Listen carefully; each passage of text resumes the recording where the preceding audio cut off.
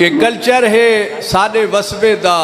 हर वांडे ढोक ते कस्बे दा एक बै दा दर्द वंडेंदे हाँ दुख सुख ते आंदे वेंदे हाँ ए वाकया भी इसे वसबे दे मियाँ वाली दे कस्बे दे फिटी बकरी लाले दोसे दी फिटी बकरी लाले दोसे दी माड़ी किस्मत वाले दोसे दी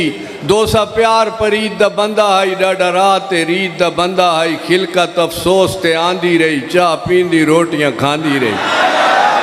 आस्ते आस्ते पैसे लगते रहे बाज नास्ते पैसे लगते रहे दिल खर्चे जडन बेताब कीता लाले दोसे तडन हिसाब कीता। बहुत अच्छे बहुत अच्छे भाई यारो बकरी 7-8 हज़ार दी आई बड़ी पाली लार ते प्यार दी आई अफसोस ते आवन वाला दी चाचे मामे ते लाला दी आस्ते आस्ते 16,000 गया ये खर्चा तो मैनू मार गया।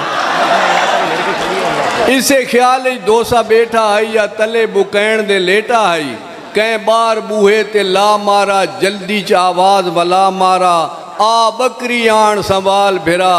गिन पेलू सियाण संभाल भिरा खुश बकरी लबुण ते वांडी आई खला बूहे ते ताज गवांडी आई। बहुत अच्छे आखा दो से बकरी मेरी नहीं आखा दो से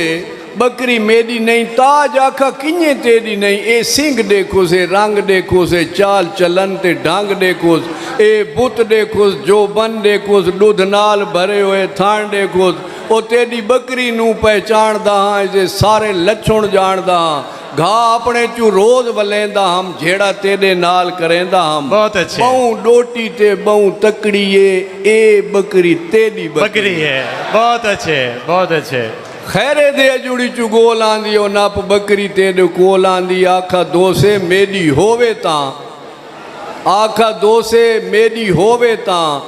बकरी ते ज़ेन खलोवे ता ताज आखा इंज ना नस दोसा गल विचली मैनू दस दोसा पिया करदा तू फनकारी है क्यों बकरी तू इनकारी है दसा दोसे क्यों इनकारी हाँ पिया करदा क्यों फनकारी हाँ गल विचली तेनू के दसा लभुण ते रोवा या हसा पेलू फिटी तो 16,000 गया ओ खर्चा मैनू मार गया ते लभुण ते घोड़े गाता सुनो संगी देवण मुबारक वाता सो।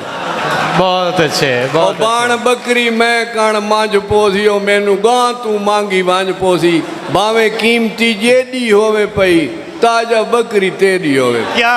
कहने बहुत अच्छे।